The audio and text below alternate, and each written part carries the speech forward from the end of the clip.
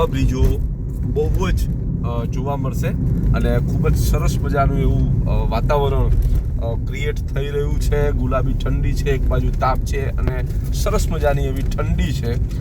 હિમાલયની અંદર ના જે રસ્તાઓ છે એટલા આહલાદક અને ગજબ છે કે ના પૂછો વાત.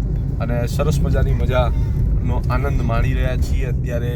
ગાડી સરસ મજાનું વાતાવરણ છે અને આ જે મારા મિત્ર છે એ મોજ ગાડી ચલાવી રહ્યા છે અને સરસ એવું વાતાવરણ છે મિત્રો. તો હર હર મહાદેવ, જય જય ગરવી ગુજરાત.